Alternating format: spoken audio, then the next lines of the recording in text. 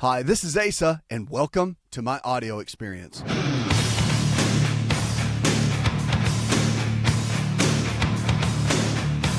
We are your prescription for change. Let's kick it off and go with Rose. Hi, Rose. Yes. Hello? How can I help, darling? I'm calling about my father. He's 75 years old, and he's having a lot of vascular problems. Okay. He's had 6 amputations, and every time he gets an amputation, his skin starts dying around the amputation, and I'll have to go and scrape it. And all right, well, now, obviously, does he have diabetes? he has vascular disease, diabetes, and he's had heart failure. Okay. Now, what all has he changed? Has he made any major changes in his life? Talk to me a little bit about his lifestyle, what he does now. I mean, if he's losing, the different, what has he lost limb-wise, or talk to me a little bit about that. Okay. Where is it? Where is he at? Give me his status so I can get a good picture. Okay. It started off with a toe, and they took his toe off, and Which then they had toe? to take Which toe? it was a middle toe, I believe, a middle toe, and then it spread, and then they had to take off 3 toes, and then they took off his ankle, and then they took up to his kneecap, and then it started on the other foot, and so far he's up to both above his knees right now. Okay. And I was wondering if there was anything I could do to help his skin grow back healthy. Well, as far as his skin growing back healthy, there's not a lot you can do as far as this regard, because the challenge is that he's in a place where the diabetes is playing a pretty big role. He's got the devascularization due to the vascular disease, and he's had heart failure. So he's got a lot of chips against him. The one thing he can start doing more than anything is to change the way that he eats, watching the nutrition that he puts in his body. Supplements can be helpful. But, I mean, again, this is not going to create drastic change, but at least it can be some things that he can start working on. Because it's better to start at least working on some things that you know can help. But just know that things have already gotten to a pretty tough place.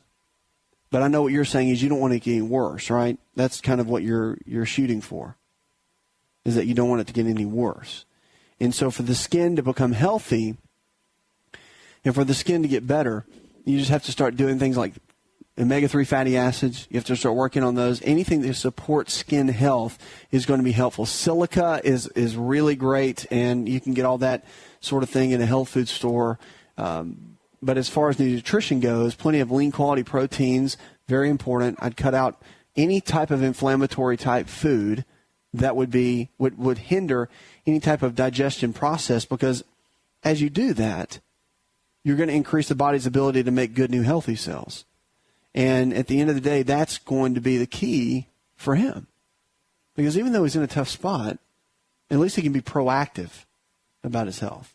But obviously, if he has diabetes and he's struggling with getting over heart failure, those sorts of things, I mean, that is a challenge within itself. It is. But I would encourage you, as you're working with his physicians, to make sure that you come up with a good nutritional game plan. And that includes eating plenty of foods, lean quality proteins, low glycemic carbohydrates, cutting out the grains and the starches and whatnot. And some people would say, well, my gosh, he's already had portions of his limbs amputated. Let the guy eat whatever he wants to. And there are some people that have that attitude. I don't.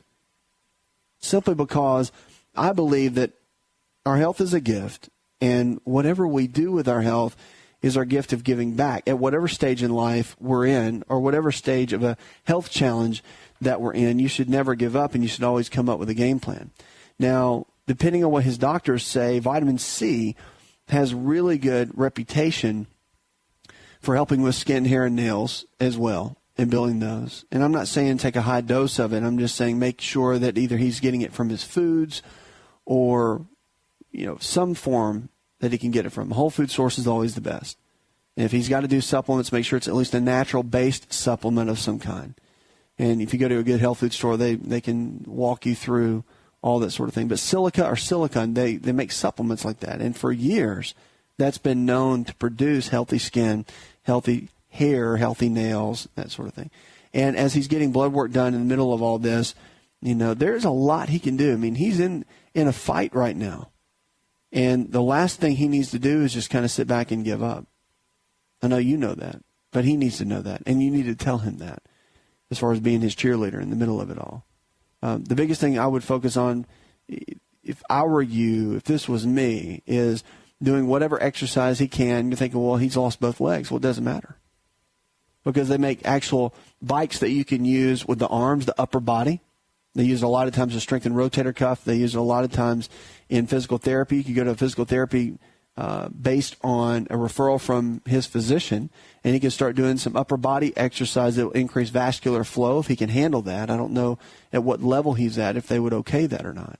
Making these choices makes a difference. And if you need some good websites to go to, you can go to lifestyleresearch.org is a good website to get some help. Also, Mercola is a good website to check out. There's some good websites to get good information regarding that. But at the end of the day, he's got to make the best choices for him. And you helping him by getting information is good, but he has to make the changes. And that's what I would encourage him to do. There's not a silver bullet if you're asking me for skin growth. There are some things that can help, but it's more about coming up with an overall plan that will enable and empower his body to regenerate the good new healthy cells in the middle of what he's dealing with, and to fight the body and help do anything he can to help support the pancreas, to do anything he can regarding that will be his greatest help. 888-283-7272. Check us out on the web. Let's go to Aaron. Hi, Aaron. Hello. How can I help, darling? My husband, his toenails are really thick and yellow and kind of flaky, and he's tried several over-the-counter treatments, and they don't really work. His latest thing is putting bleach on them, and it's sort of helping, but I just wondered if there was something else he should be doing. Yeah, has he done any drug by his physician, like nystatin? Has he done any type of antifungal, anti-yeast related medication? Not. So just over the counter, right? Yeah, Lamisil, that sort of thing. Yeah, those sort of things. Okay. Yeah, well, he's got two options, okay? Now, you can get pretty aggressive after the toenail fungus, which is what he has. Sounds like it anyway. You can get pretty aggressive. Nystatin is a really good medication. A lot of physicians will recommend, and it's a pretty short-based treatment, but it has great results to it for some people. The other is you can go more of a natural route for toenail fungus, and that involves using ionic silver, echinacea. There are some different components that will help with that as well. It's a lengthier process. I'll mention that to you in just a moment when we come out of this break.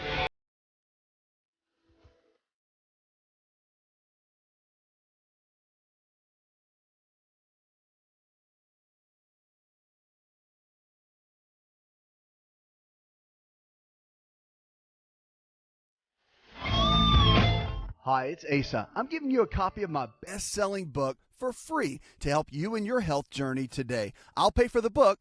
All you do is just cover the small shipping and handling costs. Go to asarx.com and get your free book today.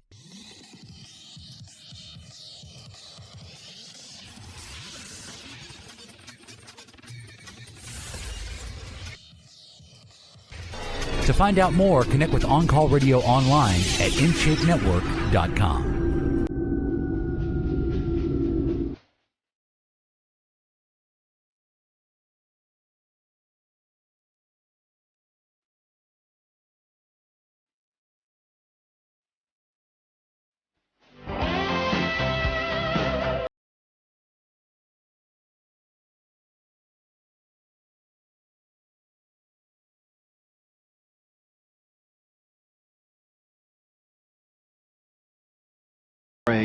With Erin. She was talking about her husband's toenails, dealing with toenail fungus, really, is what's going on. And they've tried some over-the-counter medications. They haven't really worked. And we were talking about going into something deeper. A lot of physicians will recommend something like nystatin, typically, if they want to go for yeast infection, potentially, and sometimes with fungal-related infections as well.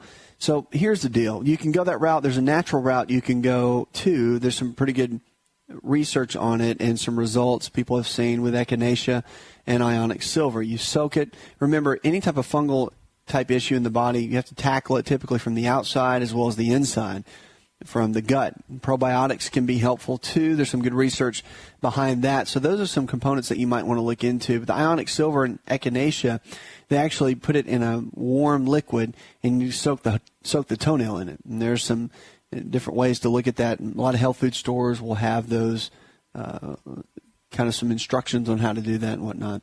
But you've got to tackle it from the inside too, and that means getting the gut flora in a healthy state. And there's a lot of ways to do that. Probiotics are really, really beneficial. Using enzymes or a betaine hydrochloride when he's eating his meals can be very helpful too. But again, wormwood and black walnut are two from an internal perspective. In more of the natural world, if you want to look at more herbal formulas and all that, that can tend to be helpful. So you might want to look into that. There's been people that have said that's really good results with both of those. Just be careful when you look at those. Look at the brands and make sure you read the labels and all that sort of thing if you're going to do your own research. Because with black walnut, wormwood, those types of antifungal type herbal formulas, if you will, if you look in all the standard text on dosages and all that, you have to cycle those, they say, in a lot of the books, like the PDR guide, which is a standard guide, will tell you that it's better to cycle those. Like when I say that, it's taking them 7 days on and 7 days off or 14 days on. You have to look at that. And again, the people in the health food stores will be able to guide you in that process. But if that doesn't work, if you want to go that natural route, if you're thinking about that, just keep this in mind. Again, I'm just the guy to give you information. So keep this in mind that if that doesn't work, there are medications that your primary care physician can give you that are not really, I mean, when you think about, I know everybody's worried about side effects, but they do work and they can knock things out fairly quickly, and you can kind of get back onto it. The toenail fungus can be a real challenge, and it can linger for a long time. Some people have a really, really tough time getting rid of that. So I hope that's helpful. Some of the natural things can work, and like I said, they work for some people, some they don't. All right, thanks for the call. 888-283-7272. That's 888-283-7272. The memory of teens might be affected by binge drinking. Now, I know that teenagers don't drink. I know this is something that that they don't do. Of course, it's something that they do. It's widely known, binge drinking. Kids in college, it goes hand in hand. Well, they found now that it affects the brains of teenagers. A new study shows that the long hangover can wear off, but the binge drinking impairs the working spatial memory of teenagers. Girls especially are more vulnerable to these effects, they said. The spatial working memory is the ability to perceive the space around you, remember and work with this information to perform a certain task, such as using a map or playing sports or driving a car. And so one study found that female teenage heavy drinkers had less brain activation in several brain regions than female non-drinking teens when doing the same spatial task. So the researchers, Susan F. Tappert, acting chief of psychology at the VA San Diego healthcare system, in a news release, she said the differences in brain activity were linked to worse performance on other measures of attention and working memory ability. So this study was published in Alcoholism, which was a clinic and experimental research journal. But they said that heavy alcohol use could interrupt normal brain cell growth during adolescence, particularly in the frontal brain regions, which could interfere with the teen's ability to perform in school and sports and can have a long-lasting effect even months after the teen uses. And again, teens are drinking alcohol. We know that. It's one of the biggest points in life that kids or teenagers, later teens, hopefully, start drinking in the college years. And they get the hangovers and whatnot. And learning that it does affect memory is challenging. Now, what it does affect is more so acetylcholine, which is our brain chemical, our number one brain chemical that affects memory. So, again, I mean, I don't want to get on a soapbox about drinking alcohol and that sort of thing and getting hammered or drunk with all your buddies. But, again, it does. It affects memory, and they're proving that. And there's no free lunch. Whatever you do that's harmful to the body in some aspect, there's consequences all the way, every time. So if you eat poorly over a long period of time and you get cancer in your 50s, you can't sit there and go, gee, I wonder how I got cancer. Or you can't sit there and go, I don't know how I had a heart attack at 45 when you've been eating horrible and you're 50 pounds overweight for the last 15 years. You just can't, you can't ask those questions. So if you drink all the time and then your memory starts to fade, or you smoke pot all the time and your memory starts to fade and you don't know why, and you feel like, I'm not as sharp as I was 2 years ago, well, you got to think about that. Again, I had a great professor tell me one time there's no free lunch, and that's true. It's not. You will pay a price. So, and this is a great example. But again, the challenge is you can't tell teenagers it's going to affect. No one cares if it affects your memory. That's the challenging part. It's only after they get into their later 20s and 30s and they start getting these kind of issues that it becomes a challenge and it becomes something that they're overly concerned about. But memory can be enhanced if you build up acetylcholine in the body. So if you've gone through this, let me give you just an up on this, is that if you have gone through times of binge drinking, you feel like your memory is decreasing, a lot of things you can do to raise acetylcholine, eggs, fish, chicken, beef, and also the hard cheeses can raise acetylcholine levels, but also there's some supplements that can be helpful. Phosphatidylcholine, very helpful. Lecithin can be helpful. Vitamin B5, also galantamine and huperzine, which is called club moss. All those can be very beneficial in your overall memory.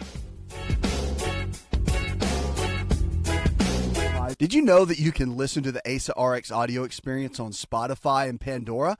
For all the ways to watch and listen, check out our show page at asarx.com/experience.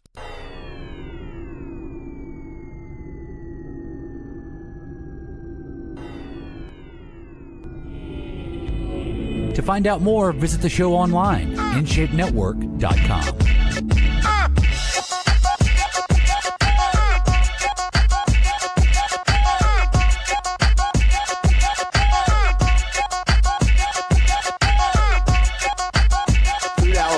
'Talk about them. Hay fever. We're getting into that season. People are getting more concerned about it. You know this?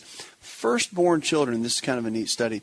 Firstborn children may be more likely to suffer from certain types of allergies, finds a new study. The Japanese researchers surveyed parents of more than 13,000 children aged 7 to 15 and found that a child's birth order did not seem to affect the prevalence of asthma or eczema. However, firstborn children were more likely to have hay fever, pink eye due to allergy, and food allergies. In fact, the investigators found the prevalence of food allergy was 4% in firstborn children, 3.5% in secondborn children, and 2.6% for children born later. It has been established that individuals with increased birth order have a smaller risk of allergy. However, the significance of the effect may differ by allergic diseases. The first author of the study, Dr. Kunisaki of the Pediatrics Department of the Medical Center for Children at the Kyoto University, both in Japan, explained that in a news release from the American Academy of Allergy, Asthma, and Immunology that the study was scheduled for presentation this past Sunday at an annual meeting for the American Academy of Allergy, Asthma, and Immunology held in San Francisco. But further research is needed to learn more about how birth order affects allergy risk. The colleagues concluded, says experts noted that the research presented at the meetings has not been subject to the same type of rigorous scrutiny given to research published in peer-reviewed medical journals here in the States. But it's interesting. It's interesting to see how certain health challenges, certain conditions, especially with allergies, are affected genetically by maybe firstborns versus middle children or the babies of the family. So it'd be interesting to see the kind of research that comes out around that, because allergies are something that affects so many people. I think really if we can learn about more of the root cause and getting the body to break down proteins better, which will cut down on the release of histamine, which is really the culprit of allergies and why we struggle with them so much. I think within that will lie the true reason of why there's such a struggle, and cutting down on histamine, increasing the absorption of proteins and the breaking down of proteins. That's where everything truly lies for us to be able to get well, stay well, and live well. 888-283-7272. That's 888-283-7272. We've got our food for the day coming up. You don't want to miss that. Let's go now to Laura. Hi, Laura. Hello.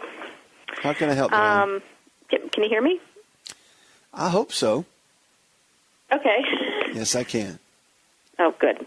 Well, I called tonight because I've been struggling with bioidentical hormones. I had a complete hysterectomy in 2003, and so just have had, issues with night sweats and chills and that kind of thing. But lately, I've had a lot of nausea and bloating.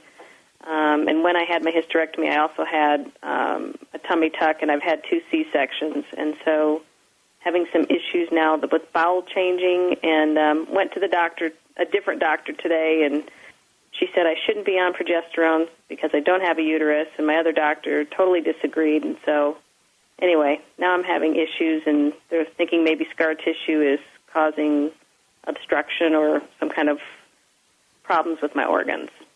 So is there anything I can do, nutritionally to avoid any other surgeries?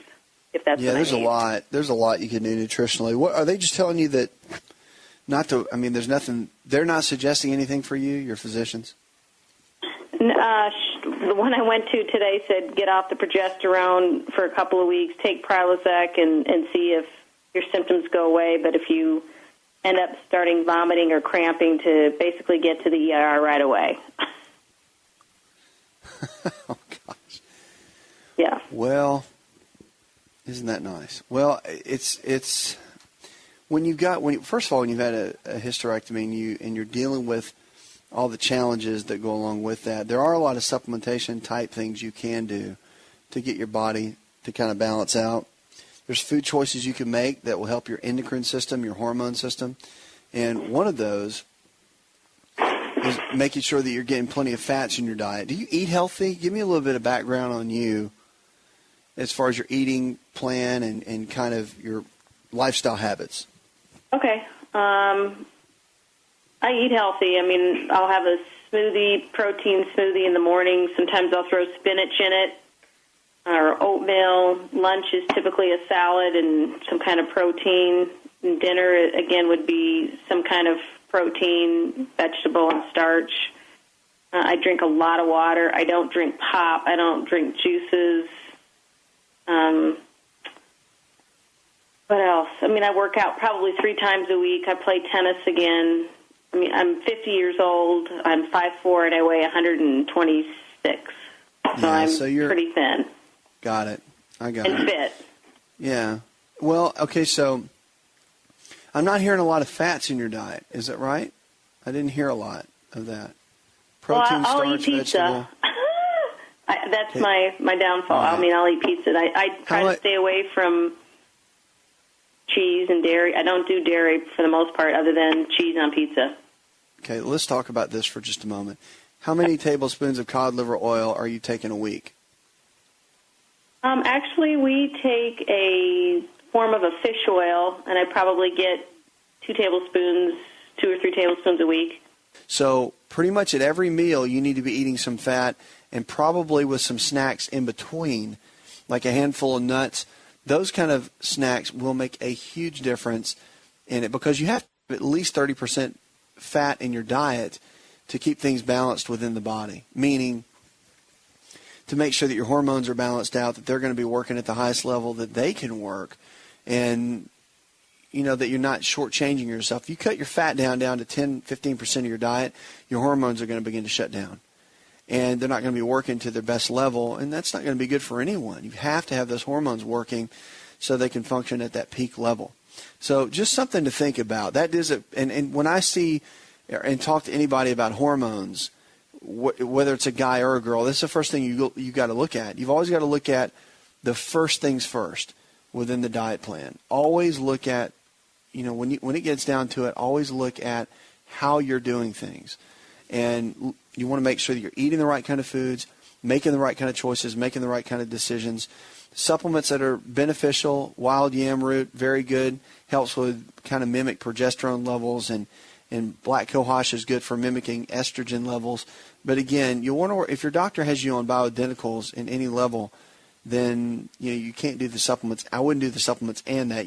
If you do, you're going to want to make sure you're with them and you got that whole game plan down and you're working with them on a good level. Just a couple of things to think about, all right? But just know this, your body can change. Even though you've had a complete hysterectomy, seen too many women, talked to too many women that have gone through it, and if your eating gets right, your exercise and all that, your lifestyle sounds great.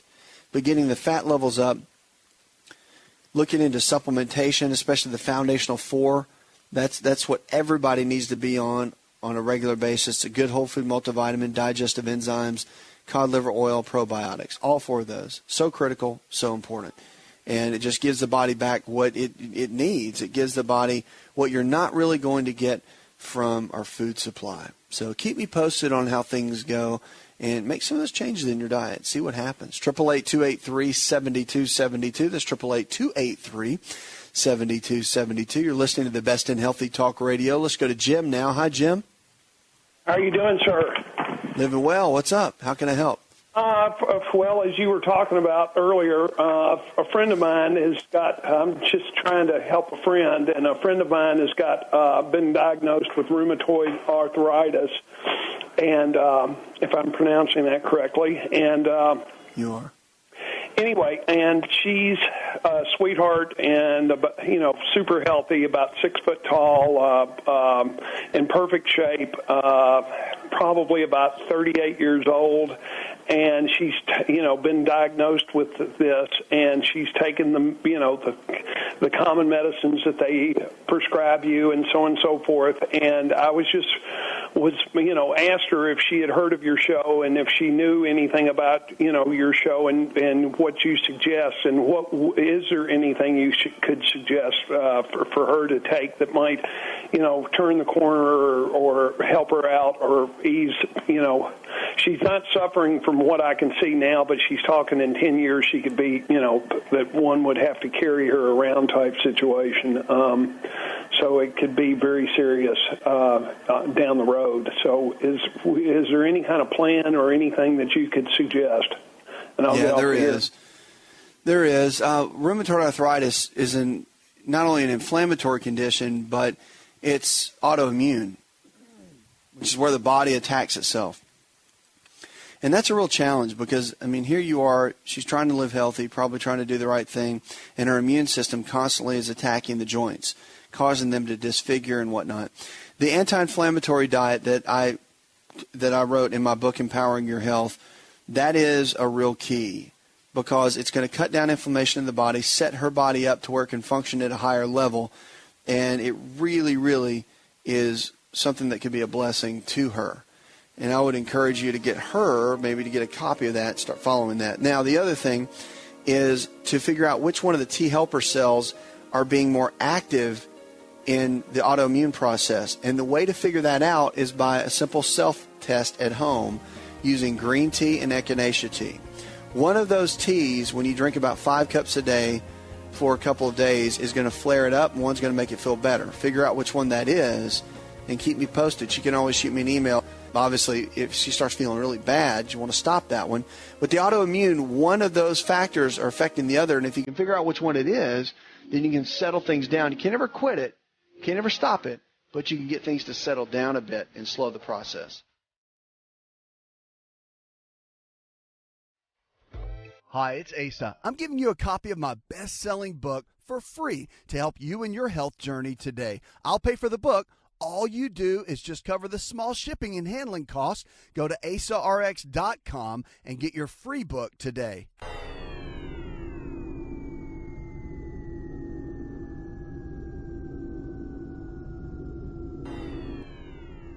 Connect with On Call Radio and watch On Call TV at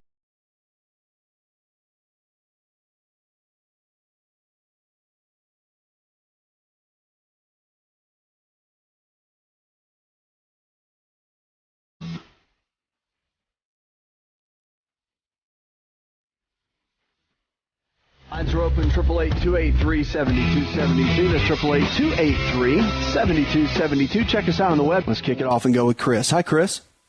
Thanks for taking my phone call. Absolutely, man. How can I help?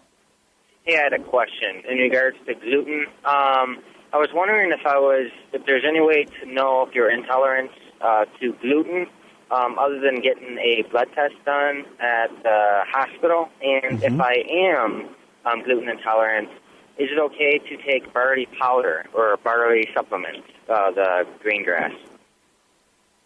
Well, you can. I mean, the barley supplements are okay. I mean, it's super green formulas, green food, green drinks. They're all fine. I mean, it just depends on what it's made from and the different products, because there's only 4 components or 4 grains that don't have gluten in them: rice flour, hemp flour, buckwheat flour, and then also the buckwheat flour, rice flour, hemp flour, and the coconut flour. Those are the 4. And so you got to look at the green drinks, what they're made out of, and making sure that they have the right ingredients. Of course, they can say gluten-free, but I would still check and see the grains that they were taken from at whatever level and whatever capacity they're made. Okay, the barley greens are really good. And the super green formulas are really good. The kelp that they use, a lot of those are really good. So, I mean, it just depends on the brand. Okay? Now, here's the key. With gluten, the anti-gliadin blood test is fairly accurate. But a lot of times, it's really only taken for people to show if you're dealing with something like one of the major challenges. Like, I'm a big fan of this right here. I'm a big fan of doing food elimination, because if you're celiac or not is always the question people pose to me. They really do. They say, well, I'm not celiac, so I should be able to eat gluten. And it's kind of frustrating. I guess that's why I'm sitting here with you and talking about this, because gluten is, I think, from the research that I've done recently, especially in the last, I'd say couple of years, I've really noticed a big trend in a lot of the research that's headed toward a lot of the brain chemistry, the ability for gluten to go in, cross the blood-brain barrier, and change DNA. And that's in someone that's only sensitive, not in someone that is intolerant, because there's a big difference. And what we're finding with gluten is everything from ADHD, meaning that it can lead to these types of conditions. ADHD, we're seeing that it can cause some major issues such as any of the brain chemistry related issues: depression, anxiety, bipolar. You can see it with chronic inflammatory, autoimmune disease, chronic fatigue. You can see it with allergies. You can see it with environmental sensitivities, infections, Lyme's disease. You can see it a player in MS and Parkinson's. So, I mean, it is a major, major player with a lot of the health challenges that we're seeing today. And the challenges are pretty phenomenal. However, the victories that can come from just eliminating that out of your diet is unbelievable. And that's why you're seeing, even at all the grocery stores now, everything from your traditional grocery store down to, of course, the specialty ones like Green Life or Earth Fare or Trader Joe's or Whole Foods. I mean, all of those have always had the gluten-free items. But you're seeing, even in a small little town, you're seeing gluten-free pop up. And not just because there's people with celiac. Okay, you're seeing that because they're catching onto the bandwagon. It is a major issue. And you're going to see that more healthcare practitioners, more physicians are going to start pushing people being gluten-free because of what it will do to your overall health. And it will impact you by avoiding it. And there's so many alternatives now. That's what the great thing for me is. I just, in the clinical setting for so long, we've gone gluten-free completely and have seen amazing results just from that one fact alone. And you can see really good results with it simply without a blood test to find out if you want to do that. You just eliminate the foods that have gluten in it. But here's the key. It takes 7.5 weeks for gluten to get out of the system. So you got to think about it. It comes in grains, yes, but it also is hidden in a lot of sauces. So you have to be really careful with the condiments and whatnot that you put on your foods, whether you go to a restaurant or you eat at home. But controlling that is a bear within itself, so it's a little bit challenging. You want to be careful with that.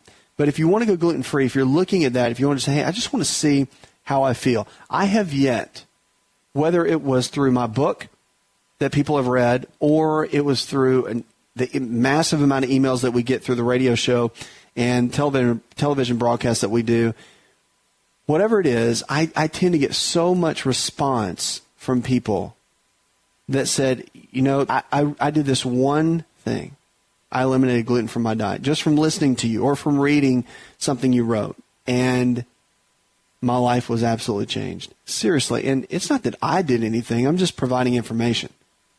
But when someone takes action for their own health and action for their own life, that's when everything changes. And to me, that's the exciting part. The exciting part of this is to see someone go from being tired, being fatigued, being in a place where they don't feel like they're at optimal health, and making some small changes in their life to go to the next level. To me, that's what's exciting. To see someone go from where they are to where they need to be. And that's what the show's all about. But gluten itself, the blood test is good. Sometimes it's not the best and most accurate. However, it's pretty powerful. And it's one of those aha moments that when you get it, and of course there's all kinds of books out on gluten now that I encourage you to read. Gluten for Dummies. I mean, there's all kinds of little booklets that's out. But once you get it, once you've done it, once you've gone gluten-free for 7.5 to 8 weeks, the way that you feel is unbelievable. Your energy levels go up, your mental clarity. If you have allergy-type symptoms, how they go away. Digestive issues, gone. Bloating, gas, all those sorts of things. Joint pain. It sounds crazy, but it's true, and it works. Amazing. Thanks so much for the call. Puts another hour in the charts. I'd like to thank our producer, Jay Patrick, Leslie Pardue, John Garrison, and the rest of the team. Go tell one person something you learned on this show, and together we can change the health of our friends, our families, and our communities. You're listening to the best in healthy talk radio. You could listen to the ASA RX audio experience on Spotify and Pandora. For all the ways to watch and listen, check out our show page at asarx.com/experience. Hi, it's Asa. I'm giving you a copy of my best-selling book for free to help you in your health journey today. I'll pay for the book. All you do is just cover the small shipping and handling costs. Go to asarx.com and get your free book today. This episode is over, but check episode notes for links to products and services you've heard about on this episode. Thanks for listening and subscribing. Please share the ASA RX audio experience with others and stay in touch by giving us your comment or review.